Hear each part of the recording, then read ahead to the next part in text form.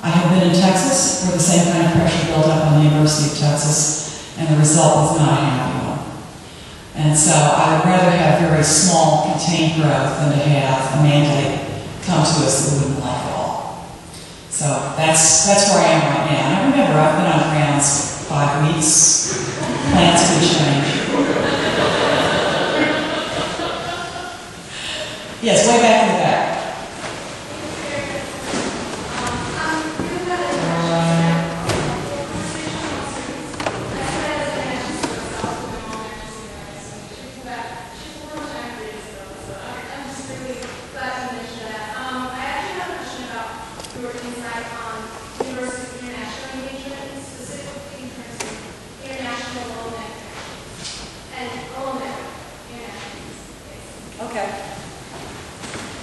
One of the great things about UVA is that it is truly an international in its reach. I think many of you will find when you travel abroad, if you wear something that's an identifiable category or emblem, people will come up to you and they will recognize you and say something. International alumni are enormously beneficial to us in lots of ways. You know, particularly if they keep close relationships with us. They can send wonderful students here. They can help us find great internship opportunities for our students in their country. They can often lead to interesting research collaborations with universities we might not otherwise have had. I have found that, you know, in my own scholarly career, my PhD students who have gone to other countries have been able to open up all kinds of interesting doors for research that we could not have otherwise opened. So I think that for the long run, we don't even understand yet how many benefits there are going to be. Remember, only 20 years ago, there were only about 500 international students, so the benefits to us are coming in the future. And those of you now who are students here in residence, your connections to the university in the future will help to make this an even richer experience for the next generation of students. Yes? Madam President, thank you for an excellent speech. Do you think that Mr. Jefferson would have considered our university's academic freedom and its ability to protect its students from discrimination to be fundamental aspects of what makes us great? Well, that's a very interesting question. You know, certainly in terms of free speech, particularly in his day, a very hot issue of free exercise of religion, I think that he would have been impressed with the strength today of the commitment to that. He might also be dismayed by the forces allied against it in some parts of the country. But I think on balance, he would be happy with how we had dealt with that very important issue that he and James Madison both wrestled with quite a lot in their earlier years here in Virginia. I don't think the concept of academic freedom was understood in his day in anything like the way it is today. But certainly in terms of the way the original faculty were hired and the kinds of instructions they were given, there didn't appear to be much going on in the way of censorship. So I think he would have been pretty happy with how he handled it. I hope so, anyway. Yes? Yeah, thank you very much for coming out to speak with us tonight. I was wondering, you mentioned several times the role that you feel this institution plays on a global scale and a national scale. I was wondering what role do you foresee the university playing on a regional and on a regional level and even just within the Commonwealth? We play a major role now in Southwest Virginia, an area which is economically underdeveloped and in desperate need now of new economic sustainability. Partly we play this role through our College of Laws, which provides terrific educational opportunities to students who otherwise would not have anything close to home. We also offer courses in admin in the Southwest Education Center, and we devote a considerable amount of economic development assistance in Southwest Virginia through a variety of mechanisms. In addition, our medical school also runs clinics throughout Southwest Virginia. And this is valuable for them because they're underserved medically, but it's also valuable for our students. So those are some of the ways that I see us engaged with that particular region. Of course, here where we live, we can't help but have a big impact. We're such a large part of this community. One of the things I'm proudest of is that 300 hours of service is delivered by our students just through Madison House. And I know that many of the rest of you are also doing service through other mechanisms. The positive impact that has on the community is just about impossible to measure, particularly in this time when taxpayer funds for social services and educational services is declining. I think it's a pretty big impact. Yes? President Sullivan, thank you so much for coming. You mentioned that within the days of our founding, this university was not a place for the study of the useful sciences. And then tonight we discovered in your speech a great deal of emphasis on how exactly can we quantify the good that the university and its faculty members and students achieve. And I was wondering about your thoughts on the role of the liberal arts in the university's future, a field that many feel is antithetical to the idea of quantification. Right.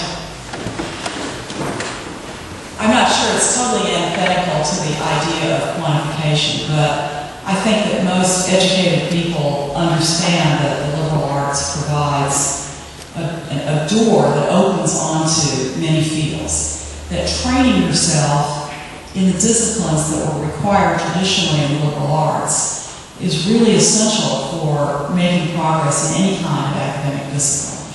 So I'm thinking about things like a close attention to a text, an ability to follow a narrative, visual literacy, the choice of words and the understanding of words and syntax, not just in English but in other languages as well.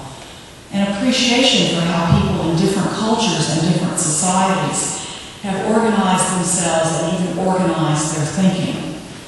These are all things that make you a much broader and more intellectually agile person. My own training was a solid liberal arts education. My two sons have received the same kind of education. And ultimately, I do think it's a very practical thing. The Department of Labor tells us that most Americans will change occupations, not jobs, occupations, at least 3 times in their work career. They'll change employers between 7 and 10 times. It's not reasonable that we today will be able to prepare you technically in every possible job that's about to open up. You know, as it is now, we have many graduates who can't explain to their parents what it is they do, because the job didn't exist when their parents were of the same age. That pace of change is not likely to slow down. If anything, it's likely to increase. So the best thing we can do is to make you intellectually resilient, because many occupations that we have today potentially could be automated out of existence. And then those workers will need to turn to do something else. And the liberal arts is one of those ways that you get prepared to think about the human experience more broadly, which includes what that everything else might possibly include. Yes? Thank you for speaking with us. You spoke at great length about quality, particularly quality in terms of competitiveness.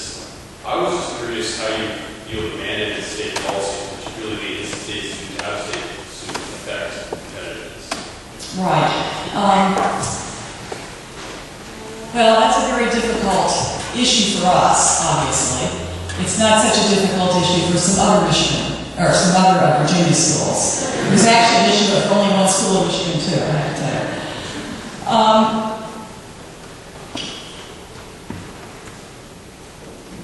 There's no question that this institution attracts a wide variety of applicants from around the world. And it's astonishing the quality of the students that we turn away, let alone the ones that we let in. Could we increase our quality profile if we didn't make a special effort to admit 70% of the class from among the residents in Virginia? Possibly we could, but we go back to that public function. We may feel that the General Assembly doesn't invest enough in us now, but there's quite a physical plant here that they've invested in over almost 200 years now. And so that probably does justify their wishing to keep the lion's share of the seats for their own constituents. Having said that, I do believe in general that the best universities in the country are the ones that have the least legislative regulation. because the legislators are not in a position to be able to decide, as well as we can here, how things should be ordered. Famously, the University of Michigan has constitutional autonomy, and that served them very well. They have maintained a very high quality profile with a student body about twice as large as the one here. Similarly, the University of California, although increasingly the California Assembly is trying to regulate them, flourished under relatively minimal regulation and created 8 of the real flagship universities of the country, all within one system in one state. And I'm very concerned by the way that California is on the road to dismantling that wonderful system. So in general, I think less regulation is better for universities, but there are 140 elected people in Richmond who might not agree with me about that. Yes, sir.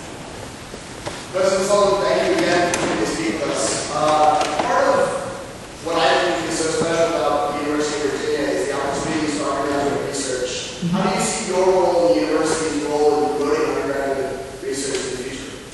Well, I agree with you. You know, when I talk to a parent, one of the things I have to talk about is, what's the value of coming here for 4 years, which is quite expensive, because you've got to pay for room and board as well as paying for your tuition and books and so on. Why should you make that investment as opposed to, say, going upstairs to your bedroom and going to the University of Phoenix on a computer for 4 years, right? Well, I think one of the reasons for that, there are a lot of reasons for it, actually all of you are one of the most important reasons, because 24/7 you get to be with some of the smartest people in the United States. That's a pretty good value. But beyond that, the research is one of the things that makes a research university so different from the average 4-year school. So, you know, if I were teaching at the University of Phoenix, I wouldn't even get to design my course. They would give me my course, it was designed by somebody else. They would tell me what books I had to use. And basically, I would be highly programmed in terms of what I had to do online with my students. It's completely different here. And so, if I am a researcher here, I can bring the excitement into the classroom of what I've discovered 5 minutes after I left the laboratory. Even better, I can bring you in the laboratory with me and have you find out what that excitement is like.